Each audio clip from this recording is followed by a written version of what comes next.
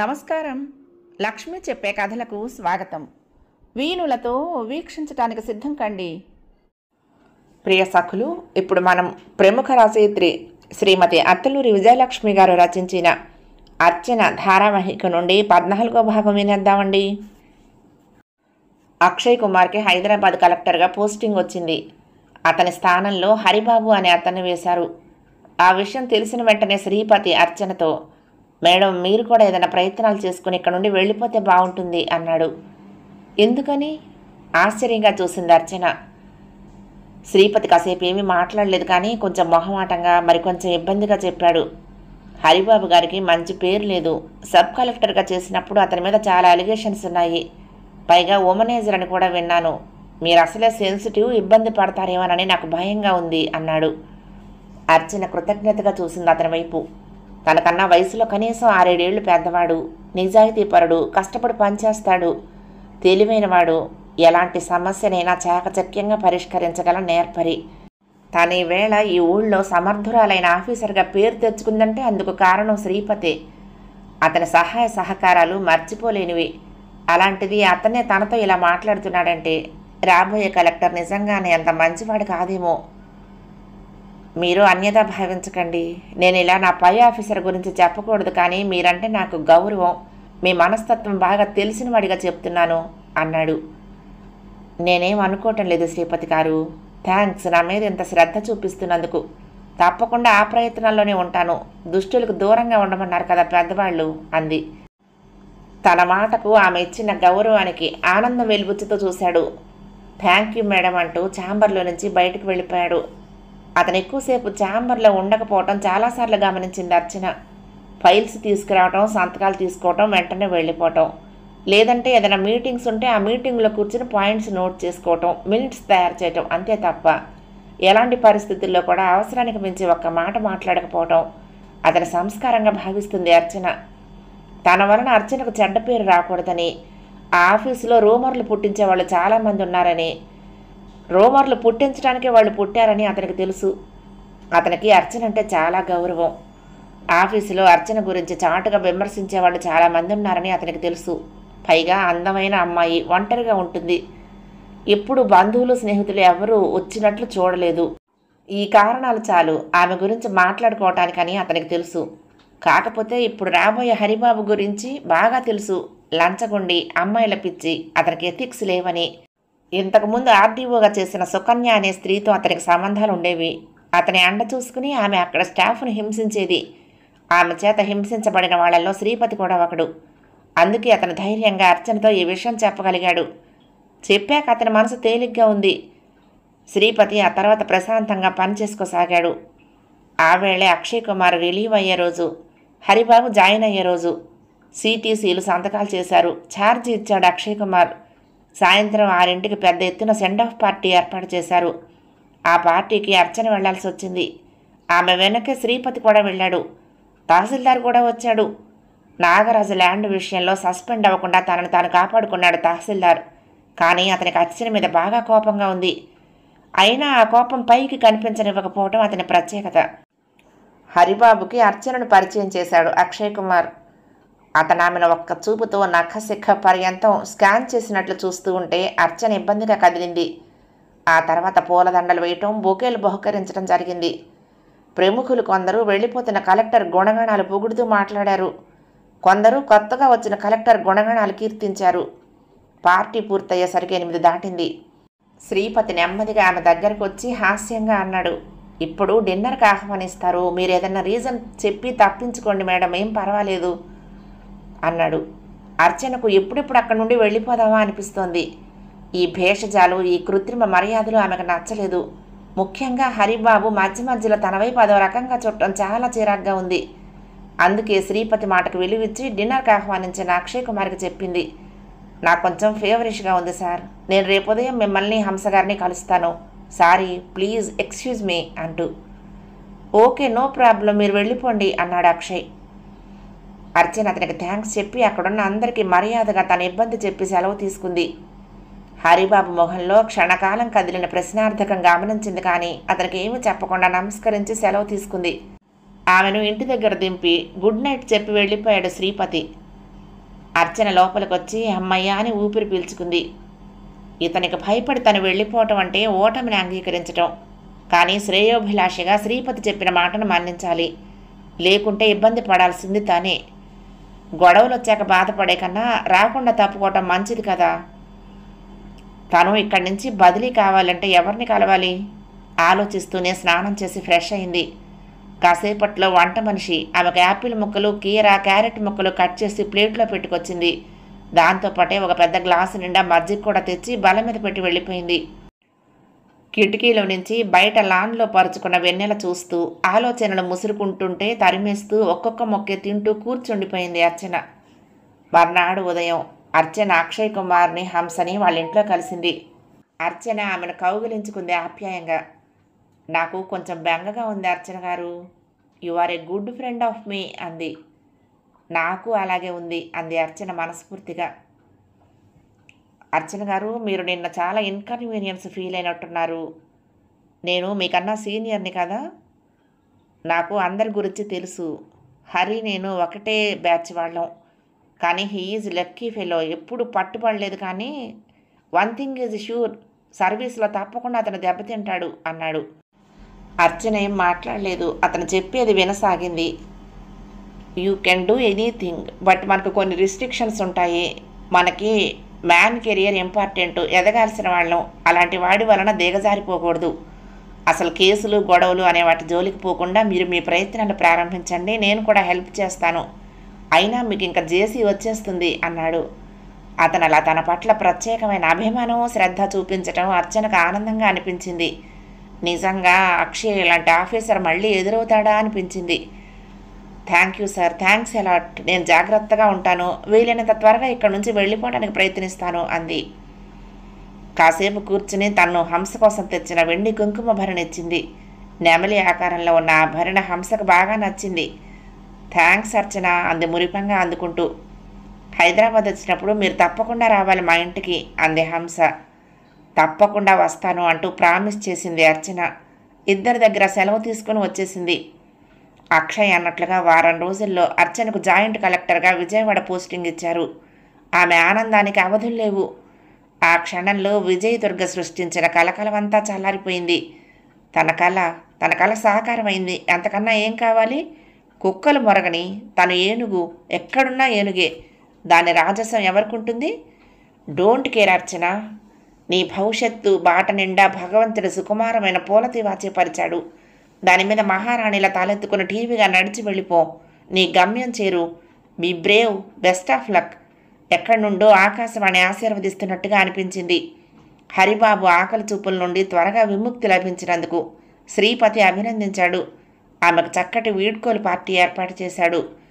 అభినందనల పరంపరలో పూల గుత్తుల పరిమళాలతో ఉక్కిరిబిక్కిరయ్యింది. నోరంతా తీయగా తన అభిమానులు పంచిన స్వీట్స్తో హాయిగా నిద్రపోయింది ఆ రాత్రి. మాధవి మళ్ళీ నెల తప్పింది. 4వ నెల. నీలవేణి నిశ్చయితాంబూలాలు తీసుకున్న రోజే ఈ విషయం తాయారమ్మకు తెలిసింది. ఆవిడ చాలా సంతోషించింది. ఓ మంచి రోజు చూసి 5వ నెల రాగానే సీమంతం జరిపించింది. 4 ముత్తైదులను పిలిచి చలిముడి, స్వీట్లు చేసి ఓ మంచి చీర పెట్టి చేతులకు గాజులు వేయించింది. ఇదంతా ఏంటండి అని చెమర్చిన కళ్ళతో అడిగిన మాధవి చెక్కిళ్ళు నిమురుతూ, నీ దగ్గర నాకు ఆడపిల్లలు లేని లోటు తీర్చుకుంటున్నానమ్మా అంది. మాధవి మనసు ఆర్ద్రమైంది. శ్రావణ మాసంలోనే పెళ్లి ముహూర్తం. ఇంకా 20 రోజులుంది పెళ్లికి. నీలవేణి అసలు ఆ విషయమే తెలియనట్లు చాలా మామూలుగా తన రొటీన్ పనులతో బిజీగా ఉంటుంది. తనకి పెళ్ళన్న ఆలోచన కానీ, తన జీవితం సెటిల్ అవ్వబోతుందన్న ఉద్విగ్నత కానీ ఏమీ లేకుండా నిర్వికారంగా ఉన్న ఆమెను చూస్తుంటే మాధవికి ఆశ్చర్యం కలగసాగింది. ఓ రోజు అడిగేసింది. గార్డెన్లో కూర్చుని తాయారమ్మ, మాధవి మాట్లాడుకుంటున్నారు. బాబును తీసుకుని నీలవేణి దొంగ పోలీసు ఆడుతోంది. తుళ్ళుతూ నవ్వుతూ ఆడుకుంటున్న ఆమెను చూస్తూ, పిన్నిగారు, ఈ అమ్మాయి పెళ్లికి పూర్తిగా అంగీకరించిందా అంది. ఆవిడ నిట్టూర్చింది. ఏమోనమ్మా, పెళ్లి పట్ల పెద్దగా ఆసక్తి చూపించలేదు. ఎందుకో ఆ రోజు పెళ్లి చూపుల నాడు ఒకటే ఇదిగా ఏడ్చింది. ఈ అమ్మాయి వేణు పట్ల ఆకర్షితురాలు కాలేదు కదా అనుకుంది. ఎందుకు ఏడ్చింది పిన్నిగారు? ఆశ్చర్యంగా చూసింది. ఏమో నాకు భయంగా ఉంది అమ్మగారు అంటూ ఏడ్చింది చెప్పింది తాయారమ్మ. ఓహో, భయపడి ఏడ్చింది అనుకోగానే అమ్మయ్య అనుకుంది. కాసేపు మాట్లాడి ఆవిడ స్నానం చేయడానికి లోపలికి వెళ్ళగానే నీలవేణి దగ్గరకు నడిచింది మాధవి. రా నీలవేణి, బాబు ఆడుకుంటాడు కానీ మనం కాసేపు ఇక్కడ కూర్చుందామంటూ బెంచి మీద ఓ పక్కగా కూర్చుంది. ఇప్పుడే వస్తాను, దారం తెస్తాను, పూలు చాలా ఉన్నాయి, మాల కడతాను అంటూ లోపలికి పరిగెత్తింది నీలవేణి. కొన్ని క్షణాల్లోనే దారపుండతో వచ్చిన నీలవేణి ఏరిన పూలన్నీ ఓ పక్క కుప్పగా పూసి తను మాధవికి కొంచెం ఎడంగా కూర్చుని మాల కట్టసాగింది. ఎంతో నేర్పుగా చకచక మాల కడుతున్న నీలవేణిని ఆసక్తిగా చూడసాగింది. ఇంత బాగా ఎక్కడ నేర్చుకున్నావు కట్టడం అని అడిగింది. కొన్ని పనులు కొందరికి పుట్టుకతోనే అబ్బుతాయక్క, మీకు చదువు అబ్బినట్టు అంటూ నీలవేణి నవ్వింది. ఎంత చక్కటి సమాధానం, ఈ అమ్మాయి తెలివైంది అనుకుంది. నీ పెళ్లికి నా నుంచి ఏం బహుమతి కావాలి నీలవేణి అడిగింది మాధవి. నీలవేణి మొహం మ్లానమైంది. ఏం సమాధానం చెప్పకుండా తల వంచుకొని మాల కట్టసాగింది. మాధవి కొన్ని క్షణాలు సమాధానం కోసం ఎదురు చూస్తూ పరిసరాలు గమనిస్తూ మధ్య మధ్య ఆమె ముఖంలోని భావాలు పరిశీలించసాగింది. దూరంగా కృష్ణస్వామి బాబుని ఒళ్ళో కూర్చోబెట్టుకుని కథ చెప్తున్నట్లున్నాడు. వాడు శ్రద్ధగా వింటున్నాడు. మాల కడుతున్న నీలవేణి కుడి చేతి మీద చిన్న నీటి బొట్టు. నీలవేణి, మాధవి ఆ చేతి మీద తన చెయ్యి ఉంచి గాబరాగా పిలిచింది. నీలవేణి పూలమాల పక్కన పెట్టి చెంగుతో కళ్ళు తుడుచుకుంది. ఎందుకు ఏడుస్తున్నావు? ఏం లేదక్క. అక్క అని పిలిచాక అబద్ధం చెప్పకూడదు, చెప్పు, నీకు ఈ పెళ్ళి ఇష్టం లేదా? బొంగురుపోయిన గొంతుతో, కాదక్క, ఈ ఇల్లు, బాబు, అయ్యగారు, అమ్మగారు ఇదంతా వదులుకుని ఎక్కడికో ఎవరితోటో బతకటానికి వెళ్ళటం అని తలుచుకుంటేనే నాకు భయంగా ఉంది. ఇక్కడ నుండి వెళ్ళాలని లేదక్క. అమ్మయ్య అన్నట్టు మాధవి గట్టిగా ఊపిరి పీల్చుకుని అంది. పిచ్చిదానా, కనిపెంచిన తల్లిదండ్రుల్ని రక్తం పంచుకు పుట్టినవాడని కూడా వదిలి అత్తగారింటికి వెళ్లాల్సిందే ఆడపిల్లలు. అలాంటిది ఏదో కొంతకాలం వీళ్ళింట్లో ఆశ్రయం పొందిన నీకు వీళ్ళ పట్ల అంత మమకారం అపేక్ష ఉంటే ఎలా? కానీ అక్కడ వాళ్ళు ఎలాంటి వాళ్ళో ఏంటో నాకేం తెలీదు. నాకు నలుగురిలో మాట్లాడటం, ప్రవర్తించడం కూడా రాదు. అదే నీ భయం? ఇది నీకే కాదు, పెళ్లి చేసుకునే అమ్మాయిలందరికీ ఇలాగే ఉంటుంది. కాబట్టి అంతా మర్చిపోయి హాయిగా ఆనందంగా ఉండు. పెళ్ళి 2 రోజులు ఉందనగా నీకు మెహందీ పెట్టిస్తాను. తను నా ఫ్రెండు, చాలా బాగా పెడుతుంది అంది. తల ఊపింది నీలవేణి. మళ్ళీ మాల చేతికి తీసుకుని కొన్ని పూలు కట్టి ఆ మాల మాధవికి ఇచ్చింది. థ్యాంక్ యూ అంటూ ఆ మాల అందుకుని జల్లో తురుముకుంది మాధవి. మరొక చిన్న ముక్క తనకి తాయారమ్మకి కట్టి లోపలికి వెళ్దామా అంది నీలవేణి ముసురుకుంటున్న చీకట్లు చూస్తూ. పద అంటూ లేచింది మాధవి. పెళ్లి వారం రోజులుందనగా జరిగింది ఆ సంఘటన. కృష్ణస్వామి రోజులాగే ఆ రోజు కూడా 5ంటికి లేచి కాలకృత్యాలు తీర్చుకుని స్నానానికి వెళ్ళాడు. ఇంతలో హఠాత్తుగా వినిపించింది ఆయన గొంతు, అమ్మా అంటూ గట్టిగా. అప్పటికే తాను లేచి వాకిలి ఊడుస్తున్న నీలవేణి ఆయన పిలుపుకు చీపురు పారేసి ఒక్క ఉదురిన పెరటి వైపు వెళ్ళింది. కృష్ణస్వామి బాత్రూంలోకి వెళ్ళబోతూ జారి పడ్డాడేమో. ఆ పడటం సిమెంట్ తొట్టి మీద పడ్డాడు. నీలవేణి పరిగెత్తుకుని వెళ్ళి ఆయన లేపి కూర్చోబెట్టింది. మళ్ళీ వెనక్కి పైకి చూస్తూ గట్టిగా పిలిచింది, అమ్మగారు, వేణుబాబు గారు అంటూ. ఆ పిలుపుకి అప్పుడే మెలకు వచ్చిన తాయారమ్మ కంగారుగా లేచి కూర్చుంది మంచం మీద. నీలవేణి స్వరం మరొకసారి వినిపించడంతో బలవంతంగా మంచం దిగి మోకాళ్ళు పట్టేసినట్టయి కుంటుకుంటూ పెరటి వైపు వెళ్ళింది. ఏమైందే గట్టిగా అడిగింది నిద్రమత్తు వదలని స్వరంతో. అయ్యగారు పడిపోయారమ్మా ఏడుపు గొంతుతో అంది నీలవేణి. అయ్యో, పడ్డారా? కంగారుగా అని గట్టిగా వేణు అని అరిచారావిడ. ఆమె పిలుపుకు వేణు ఉలిక్కిపడి లేచాడు. గబగబా బాల్కనీలోకి వచ్చి చూడగానే బాత్రూం వైపు వెళ్లే చోట వాష్ ఏరియాలో సిమెంట్ తొట్టి దగ్గర నిస్సహాయంగా కొలబడిన కృష్ణస్వామి, కన్నీళ్లతో ఆయన పక్కన నిలబడ్డ నీలవేణి, నడవలేక ఆయన వైపు నడుస్తున్న తాయారమ్మ కనిపించారు. ఒక్క అంగలో మెట్లు దిగి తండ్రిని 2 చేతులతో లేవనెత్తాడు. ఆయన తన 2 చేతులు వేణు భుజం మీద వేసి కుంటుకుంటూ నడుస్తూ వసారాలోకి వచ్చాడు. అప్పటికే నీలవేణి పరిగెత్తుకుంటూ లోపలికి వెళ్ళి ఒక కేన్ కుర్చీ తెచ్చి అక్కడేసింది. దెబ్బ తగిలిందా నాన్నగారు? ఆయన్ని కుర్చీలో కూర్చోబెడుతూ అడిగాడు వేణు. తగిలినట్టే ఉందిరా, నడుం దగ్గర కలుక్కుమంది, లేవలేకపోతున్నాను బాధ అణుచుకుంటూ అన్నాడు ఆయన. ఇప్పుడే డాక్టర్ దగ్గరికి వెళ్దాం నాన్న, నేను బట్టలు మార్చుకుని కారు బయటికి తీస్తాను అంటూ వేణు చకచక వెళ్ళి బట్టలు మార్చుకుని కారు బయటికి తీశాడు. నేను కూడా రానట్రా అడిగింది తాయారమ్మ. ఎందుకమ్మా, నేను చూపించి తీసుకొస్తాను, కంగారేం లేదు, పెద్ద వయసు కదా, బెణుకుంటుంది, తగ్గిపోతుందిలే అంటూ డ్రైవింగ్ సీట్లోకి వెళ్ళి కారు స్టార్ట్ చేశాడు. ఏంటో ఇవాళ నిద్ర లేచి ఎవరి మొహం చూశారో పొద్దున్నే అంటూ తాయారమ్మ నీరసంగా లోపలికి నడిచింది. నీలవేణి మనసు చివుక్కుమంది. ఆవిడ ఆ మాట చాలా క్యాజువల్గా అన్నా ఆ అమ్మాయికి ఎందుకో తనే ఆయన పడటానికి కారణమేమో అనిపించసాగింది. నిజానికి అలా అనుకోవటానికి కారణమేమీ లేదు. పడినప్పుడు తనేం చెయ్యలేకపోయానన్న న్యూనతాభావం తప్ప మరొకటి కాదు. పని చేస్తూనే ఉన్న మనసంతా వేణు కృష్ణస్వామి తిరిగి రావటం కోసం 1000 కళ్ళతో ఎదురు చూడసాగింది. దాదాపు గంట తర్వాత వేణు ఫోన్ చేశాడు. నాన్నని హాస్పిటల్లో అడ్మిట్ చేశానమ్మా, 2 రోజులు ఉండాలన్నారు డాక్టర్లు అంటూ అతను చెప్పటంతో ఆవిడ గాబరా పడిపోయి ఏడవసాగింది. నీలవేణికి ఆవిడ దుఃఖం చూస్తూ ఉంటే తనకి బాగా దుఃఖం వచ్చింది. ఏడవకండమ్మా, అయ్యగారికి తగ్గిపోతుంది, భయపడబాకండమ్మా అంటూ తనకు తోచిన విధంగా ఓదార్చడానికి ప్రయత్నించసాగింది. విషయం తెలుసుకున్న మాధవి తిరుగుటాపాలు వచ్చేసింది. ఏమైంది పిన్నిగారు, ఎలా పడ్డారు అంటూ. నీలవేణి జరిగింది చెప్తూ ఉండగా వేణు వచ్చాడు. నడుం దగ్గర ఎముక విరిగిందిట, ఎక్స్రేలు ఈసీజీలు అవుతున్నాయి అన్నాడు. ఈసీజీ దేనికి ఆశ్చర్యంగా అంది మాధవి.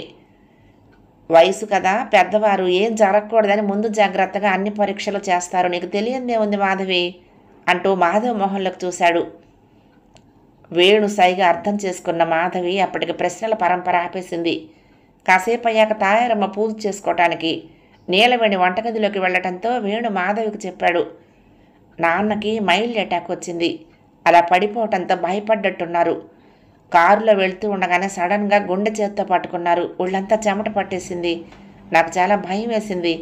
లక్కీగా డాక్టర్ అవైలబుల్గా ఉన్నారు, వెంటనే ఎమర్జెన్సీ కింద అడ్మిట్ చేసుకున్నారు, ప్రస్తుతం ఓకే, పడుకున్నారు అన్నాడు. ఆ తర్వాత వేణు ఆఫీసుకు సెలవు పెట్టడం, మాధవి కూడా వేణుతో వెళ్ళి కృష్ణస్వామిని చూసి రావటం, ఇదంతా జరగటంతో తాయారమ్మకు తెలిసిపోయింది ఆయనకు హార్ట్ అటాక్ వచ్చిందని. మీరేం భయపడకండి పిన్నిగారు, బాబాయ్ గారికి ఏమీ కాదు, క్షేమంగా వస్తారు అంది మాధవి ఆవిడ్ని ఓదారుస్తూ. ఏమో తల్లి, అంతా 7 కొండల వాడిదయ్యా, ఆయన క్షేమంగా ఉండాలి. అయితే కొద్దిసేపట్లోనే ఆయనకు మరొకసారి అటాక్ రావటం, క్షణాల్లో ఆయన ప్రాణాలు అనంతవాయువుల్లో కలిసిపోవటం జరిగింది. కళ్యాణం జరగాల్సిన ఇంట్లో విషాదం కమ్ముకుంది. కృష్ణస్వామి జీవితంలో మొదటిసారిగా అస్వస్థుడై హాస్పిటల్ పాలు కావటం, అదే ఆఖరిసారి శాశ్వతంగా కన్నుమూయటం జరిగిపోయింది. మాధవిని, తాయారమ్మని, నీలవేణిని ఓదార్చడానికి వేణు చక్రవర్తి గాంభీర్యం నటించాల్సి వచ్చింది. వేణు గుండెల్లో నాన్న లేరు అని తలుచుకుంటేనే ప్రపంచం శూన్యంగా అనిపించసాగింది. తనను తానే ప్రశ్నించుకుంటూ కన్నీళ్లు కార్చలేక, గుండెల్లో సుడులు తిరుగుతున్న సుడిగుండాలను తట్టుకోలేక సొమ్మసిల్లిపోయాడు. బ్యాంకుల్లో వాళ్లతో పనిచేసే మరికొందరు స్నేహితులు, ఊరు నుండి వచ్చిన బంధువులు, సన్నిహితుల సమక్షంలో మర్నాటికల్లా వేణుతో దగ్గరుండి కార్యక్రమాలు జరిపించాడు చక్రవర్తి. వారం రోజుల్లో జరగాల్సిన నీలవేణి పెళ్లి వాయిదా పడిందన్న సంగతి కూడా ఎవరికి గుర్తు రాలేదు, పెళ్లివారు ఫోన్ చేస్తే తప్ప. విషయం తెలిసిన పెళ్లివారు వెంటనే వచ్చారు. జరిగిన దానికి చాలా బాధపడ్డారు. పెళ్లి నిరవధికంగా వాయిదా పడింది. తిండి నీళ్లు లేక కన్నీళ్లతో వేదనతో చిక్కి శల్యమైపోయింది తాయారమ్మ 10 రోజులకి. ఇప్పుడే మళ్ళీ నీలవేణి పెళ్లికి ముహూర్తం పెట్టి ఆమెను సగౌరవంగా సాగనంపడానికి ఏర్పాట్లు చేయడానికి ఎవరూ లేరు. తండ్రిలా ఆదరించిన కృష్ణస్వామి కనుమరుగయ్యాడు. తల్లిలా హక్కును చేర్చుకున్న తాయారమ్మ పుట్టాడు దుఃఖంతో. గుండెల్లో 7 సముద్రాలను నింపుకుంది. వేణుకి తన గురించి తానే ఆలోచించుకునే శక్తి కూడా నశించిపోయింది. బాబును చూసుకుంటూ, తాయారమ్మను కళ్ళల్లో పెట్టుకొని కాపాడుతూ కాలం వెళ్లదీస్తోంది నీలవేణి. మాధవి ప్రతిరోజు బాబును స్కూల్కి, చక్రవర్తిని బ్యాంకుకి పంపించి వచ్చి తాయారమ్మ దగ్గరే ఉంటుంది. తనకు చేతనైన విధంగా ఆవిడకి ధైర్యం చెప్తూ, నచ్చ చెప్తూ, దగ్గరుండి భోజనం తినిపించటం, కాసేపు పిల్లల కబుర్లు చెప్తూ ఆహ్లాదపరచడానికి ప్రయత్నిస్తూ సాయంకాలం వరకు ఆవిడ్ని కనిపెట్టుకుని ఉంటుంది. ఇప్పుడు ఇంట్లో పని, బాబు పని, వంట పని మొత్తం నీలవేణి భుజస్కంధాలపై పడింది. దానికి తోడు విషాదమూర్తి భవించి నిద్రాహారాలకు దూరమైన తాయారమ్మ బాధ్యత. వేణుకి క్యారేజ్ సర్ది డైనింగ్ టేబుల్ మీద పెట్టేస్తుంది. డ్రైవర్ తీసుకెళ్లి కారులో పెట్టేస్తాడు. వేణు సగం మాత్రమే తింటాడు, మిగతాది అలానే వదిలేస్తాడు. ఉదయం బ్రేక్ఫాస్ట్ ఏం తింటాడో తెలియక, ఏమడిగితే ఏమంటాడో అనే భయంతో నీలవేణి సందిగ్ధంగా మాధవితో, అక్క వేణుబాబు గారు ఉదయం ఏం తింటారో అడిగి చెప్తావా? పాపం నేను ఆయనకి ఏం టిఫిన్ చేయటం లేదు అంది. మాధవికి జాలేసింది. ఇంట్లో పెద్ద దిక్కులైన వాళ్లలో ఒకరు పోయారు. ఒకరు మానసికంగా ఈ లోకంలో లేరు. వేణుతో మాట్లాడదు. ఈ అమ్మాయికి ప్రస్తుత పరిస్థితి అగ్ని పరీక్ష లాంటిది. సన్నగా నిట్టూర్చంది. వాళ్ళ బ్యాంకులో క్యాంటీన్ ఉంటుందిలే వేణి, నువ్వేం ఇబ్బంది పడకు. ఆకలిస్తే అక్కడే తింటాడు. ఇంకొక నెల రోజులు గడిస్తే అన్నీ సర్దుకుంటాయి అంది. అన్నట్టుగానే నెల రోజులు గడిచి మొదటి నెల మాసికం అయ్యాక వేణులో కొద్దిగా మార్పు వచ్చింది. తాయారమ్మ కూడా ఏడుస్తూ పడుకోకుండా లేచి తిరగటం, వంటగదిలోకి వచ్చి వేణుకు ఏం కావాలో చూడటం, ఎక్కువసేపు పూజ చేసుకోవటం చేస్తుంది. మధ్యాహ్నం నీలవేణి ఆవిడ తింటేనే తను తింటానని అన్నం తినకుండా మారం చేస్తూ ఉండటంతో తప్పనిసరిగా ఎంగిలి పడుతోంది. ఇది వరకులా నీలవేణితో ఆ కబురు ఈ కబురు చెప్పటం లేదు. బాబుతో కాసేపు ఆడుకుంటుంది. వాడు ఇప్పుడు ఆవిడ దగ్గర పడుకుంటున్నాడు. ఈ ఒక్క మార్పు నీలవేణికి బాధ కలగచేసింది. వాడు పక్కన లేకపోతే నీలవేణికి ఏదో వెలితిగా అనిపించసాగింది. తనకు తోచిన కథలేవో చెబుతూ వాడిని నిద్రపుచ్చి నిద్రపోతున్న వాడి ముద్దు మొహం చూస్తూ ఏదో అలౌకిక ఆనందాన్ని పొందుతూ ఉండేది. అది ఇప్పుడు దూరమైంది. ఏదో ఒంటరితనమో దిగులు కమ్మేసాగింది. కృష్ణస్వామి మరణంతో నీలవేణిలో అనూహ్యమైన అభద్రతా భావం చోటు చేసుకుంది. ఇంక నా భవిష్యత్తు ఏంటి? నేనేం చెయ్యాలి? నేను ఎక్కడుండాలి అనే ఆలోచనలు ఆమెను కుదిపేస్తున్నాయి. నిజానికి పెళ్లి వాయిదా పడిందన్న దిగులు కానీ బాధ కానీ లేదు. కానీ తండ్రి లాంటి కృష్ణస్వామి మరణించటం, తాయారమ్మ విషాదంలో పడిపోవటంతో ఆమెకు ఇది వరకటి ఆప్యాయత అభిమానం లభించటం లేదు. ఏదో కోల్పోయినట్లు అనిపిస్తోంది. కొత్తగా ఈ మధ్య నీలవేణికి వేణు పట్ల సానుభూతి కలగసాగింది. ఏం తింటున్నాడో ఏం చేస్తున్నాడో తెలియదు. తానేమీ అడగదు. అతనికి ఏమిష్టమో ఏం చెయ్యాలో తెలియదు. ఇన్నేళ్లలో వేణుతో తను మాట్లాడిన మాటలు వేళ్ల మీద లెక్కపెట్టొచ్చు. ఏం చెయ్యను అని అడిగే సాహసం లేదు. అలా అని ఏదో ఒకటి తింటాళ్లే నాకెందుకు అని కూడా అనుకోలేకపోతుంది. రాత్రి డిన్నర్కు మాత్రం ప్రత్యేకంగా వంట చేయటం, అన్ని టేబుల్ మీద అమర్చి కొంచెం దూరంగా తలుపు చాటును నిలబడి అతను తినేటప్పుడు పరిశీలించటం, ఏదైనా వెతుక్కుంటున్నట్లు కనిపించగానే గబుక్కను వెళ్ళి అందించటం చేస్తోంది. అలా చేయటంలో ఆమెకేదో ఆనందం కలుగుతోంది. ఆ ఆనందంలో కృతజ్ఞత తప్ప మరో భావం లేదు. ఏది ఏమైనా నీలవేణి సేవలు ఆ ఇంటికి ఇప్పుడు కావాలి. ఆ మనుషులకి ఆమె అవసరం ఉంది. అందుకే ఆమె పెళ్లి గురించి ఆలోచించటం లేదు. ఇటీవల ఆమెలో కొత్త ఆలోచనలు చోటు చేసుకుంటున్నాయి. ఈ ఇంటికి తానేమీ కాదు అనే భావన క్రమంగా ఆమె మనసును కుమ్మరి పురుగులా తొలిచేస్తోంది. రేపు తాయారమ్మ గారికి ఏమైనా అయితే తన పరిస్థితి ఏమిటి అనిపించగానే నిలువెల్లా వణిగిపోతోంది. ఎవరితోనైనా ఈ విషయాలు చర్చించాలన్నా ఏం చెయ్యాలన్నా ఏమీ తెలియటం లేదు. తనకెవరూ తన అనేవాళ్ళు లేరు. మనసులో ఉన్నదాన్ని పంచుకోవటానికైనా ఎవరూ లేరు. ఇంతకాలం కృష్ణస్వామి గారు ఉన్నప్పుడు ఇంటిల్లిపాది తనని ఇంట్లో మనిషిగా చూస్తూ ఉంటే అలాంటి ఆలోచనలు రాలేదు. ఇప్పుడు తాయారమ్మ కూడా మంచం పట్టడంతో తనతో ఆత్మీయంగా మాట్లాడేవాళ్ళు ఎవరూ లేరు. తను కొంచెం చదువుకుని ఉంటే ఎంత బాగుండేది అనిపించసాగింది. ఇప్పుడు తనేమన్నా చదువుకోవచ్చా? కొద్దిగా తెలుగులో రాయటం చదవటం వచ్చు. పోనీ కుట్టు పనో ఇంకేదన్నా నేర్చుకుంటేనో? అలాంటి ఆలోచనలతో కొంతకాలం గడిచాక నీలవేణి ఏదో ఒక శుభక్షణం చూసి తాయారమ్మని అడగాలని నిశ్చయించుకుంది. ఈలోగా బ్యాంకులో వేణుకి పెళ్లి వాళ్ళ దగ్గర నుండి ఒత్తిడి మొదలైంది. ఈ సంబంధం క్యాన్సిల్ చేసుకుంటామని కబురు చేశారు. వేణుకి ఏం చేయాలో తోచలేదు. చక్రవర్తి సలహా అడిగాడు, పెళ్లి కొడుకు తొందరపడుతున్నాడని. నేను మాత్రం ఏం చెప్పగలను వేణు? మీ ఇంటి పరిస్థితి నీకే తెలియాలి. మీ అమ్మగారు మామూలు మనుషుల్లో పడి ఇది వరకులా పని చేయగలిగితే ఆ అమ్మాయిని ఇంకా పెళ్లి చేసి పంపించేయటం మంచిది. ఎందుకైనా మంచిది మీ అమ్మగారిని అడుగు అన్నాడు. వేణు ఆ రోజే తాయారమ్మని అడగటానికి ఆవిడ గదిలోకి వెళ్ళాడు. అక్కడ దృశ్యం చూసి స్తంభించిపోయాడు. తాయారమ్మ తలని ఎడం చేత్తో పైకెత్తి మంచానికి ఆనించి కూర్చోబెట్టింది నీలవేణి. ఆవిడ ఒడిలో దిండు పెట్టి దానిమీద సగ్గుజావ ఉన్న స్టీల్ బౌల్ పెట్టి స్పూన్తో తాగిస్తోంది. ఆవిడ నీరసంగా కళ్ళు మూసుకుని కొద్దిగా నోరు తెరిచి బలవంతంగా తాగుతోంది జావ. ఆ క్షణంలో వాళ్ళిద్దరిని అలా చూశాక వేణుకు మతిపోయింది. ఏమైంది? ఆందోళనగా అప్రయత్నంగా అనేశాడు. అప్పుడు నీలవేణి తల తిప్పి వేణు వైపు చూసింది. కంగారుగా చూపులు తిప్పేసుకుని అమ్మగారికి విరోచనలు అవుతున్నాయి ఉదయం నుండి చెప్పింది. వేణుకి ఏం చేయాలో ఏం మాట్లాడాలో అర్థం కాలేదు. ఈ సంభాషణ జరుగుతున్నప్పుడు కూడా ఆవిడ కళ్ళు తెరవలేదు. ఓపిక లేని దానిలా నిస్సత్తుగా ఓ పక్కకి తలవాల్చి కూర్చుంది. వేణు బయటకొచ్చేశాడు. ఆ క్షణంలో అతనికి ఒకటే అనిపించింది, ఈ పరిస్థితుల్లో నీలవేణిని ఈ ఇంటి నుంచి బయటికి పంపకూడదు. పంపిస్తే తను చాలా తప్పు చేసిన వాడవుతాడు. వెంటనే సెల్ తీసి పెళ్లికొడుక్కి అతని మేనమావకి సారీ చెప్పాడు. అయితే ఆ సారీ ఫలితం 2 రోజుల తర్వాత తెలిసింది.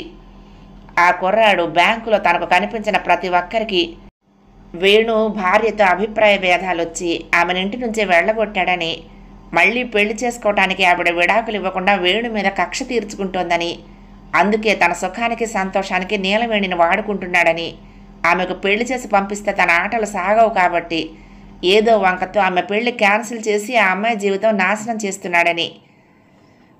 ఏం వేణు, బాధ్యతలు లేకుండా ఖర్చు లేకుండా ఎంజాయ్ చేయటం అంటే మామూలు విషయం కాదో ఈ లక్కీ ఫెలోవి అని కొందరు మిత్రులు వెటకారంగా నవ్వుతూ ఉంటే వేణుకు ఈ విషయాలు తెలిసాయి. అది విన్న వేణు ఉగ్రుడైపోయాడు. తనని తాను కంట్రోల్ చేసుకోవటం అసాధ్యమే అయ్యింది. సెలవు పెట్టేసి ఇంటికి వెళ్ళిపోయాడు. అప్పుడు నీలవేణి వంటగదిలో ఉంది. సాంబారు గుమగుమలు వస్తున్నాయి. వేణు విసురుగా వంటగది గుమ్మంలోకి వెళ్ళి నిలబడి గట్టిగా, నువ్వు రేపు నీ పెళ్లికి రెడీ అవ్వు అన్నాడు. నీలవేణికి అంత అకస్మాత్తుగా అతను అలా ఎందుకన్నాడో అర్థం కాక తెల్లబోయి చూడసాగింది. అర్థం కాలేదా? నీ సర్వీసెస్ మాకు అవసరం లేదు, రేపు గుళ్ళో నీ పెళ్లికి రెడీ అవ్వు. చూస్తూ ఉండగానే ఆమె కళ్ళు నీటితో నిండిపోయాయి. ఎందుకు, నా వలన ఏమైనా తప్పు జరిగిందా? కన్నీళ్ల మధ్య వణుకుతున్న పెదాలతో అంది. తప్పు లేదు, రైటు లేదు. నీ పెళ్లి చేయాలి నేను. అయినా సంబంధం కుదిరాక నీకోసం ఏళ్ల తరబడి ఎవరెదురు చూస్తారు అన్నాడు విసురుగా. రేపెట్టి పరిస్థితుల్లోనూ నీ పెళ్లి చేసేయాలి. ముహూర్తాలు అవి నాకు తెలియవు. దేవుడు ముందు ఎప్పుడైనా చేసుకోవచ్చు, అంతే అంటూ అక్కడి నుంచి తన గదిలోకి వెళ్ళిపోయాడు. బ్యాంకుకు వెళ్ళిన వేణు మధ్యలో ఎందుకు వచ్చాడో, అంత అకస్మాత్తుగా తన పెళ్ళని ఎందుకు నిర్ణయించాడో అర్థం కాని నీలవేణి వెర్రిదానిలా నిలబడిపోయింది.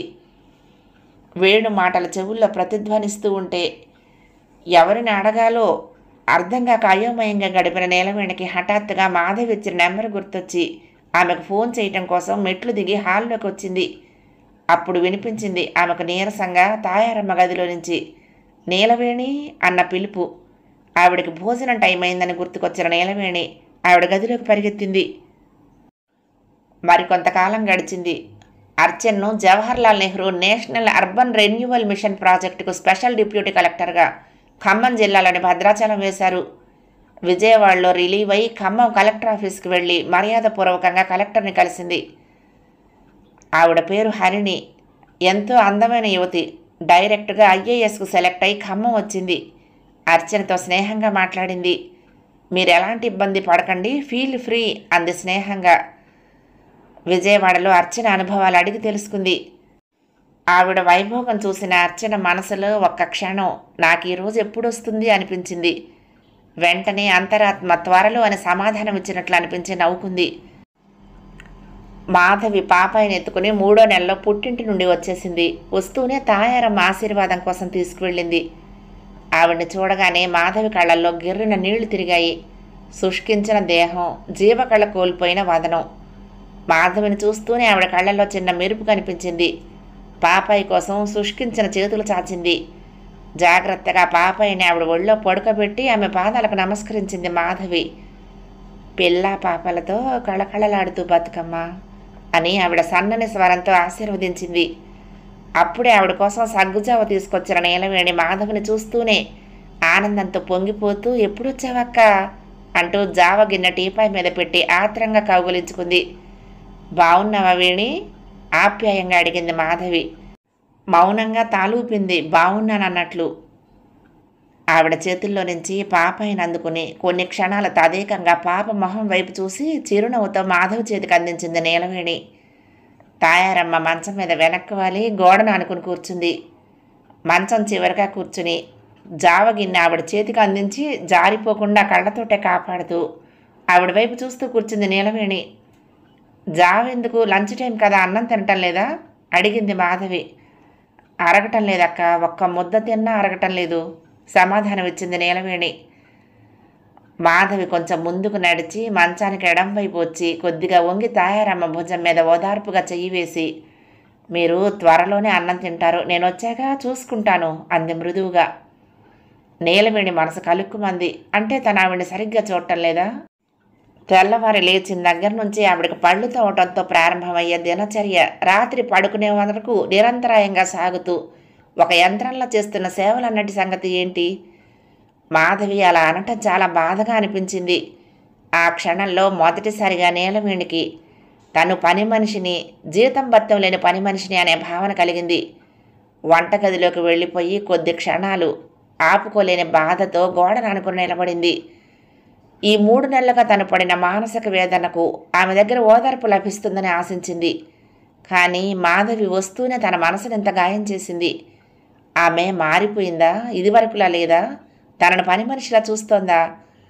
ఇంకా ఎంతకాలం తన ఇంట్లో ఇలా ఊరికే కూర్చొని తింటోందనుకుంటుందా? అయినా తనేం ఊరికే తినటం లేదే, గొడ్డు చాకరీ చేస్తోంది.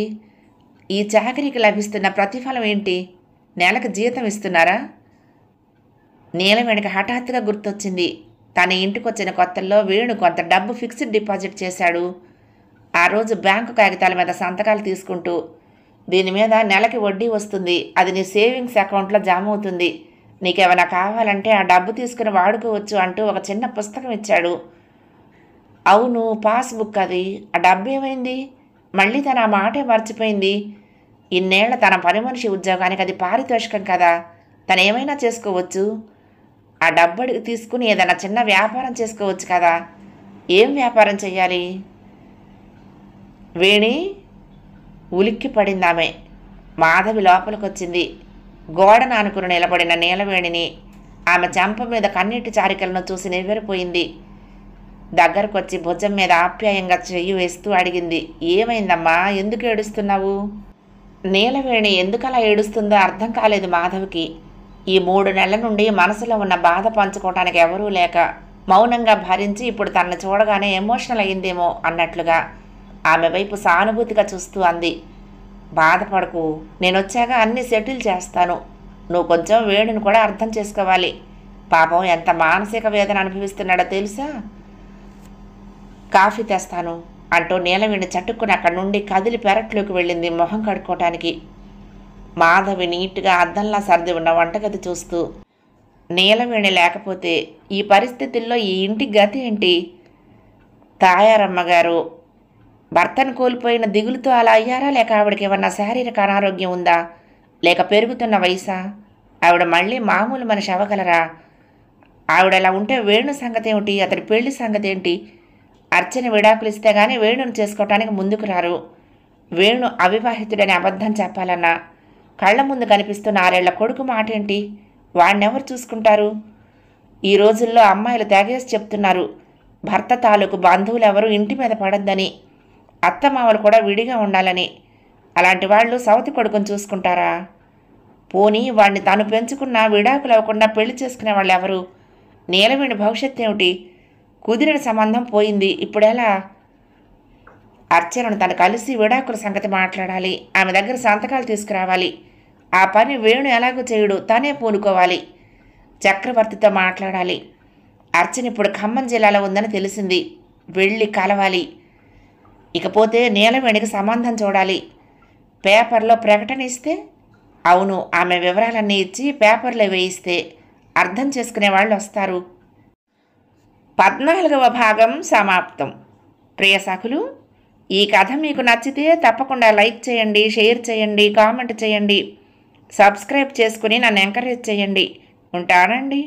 ప్రేమతో లక్ష్మి, కృష్ణా తీరం దుర్గమ్మ సన్నిధానం. నమస్తే.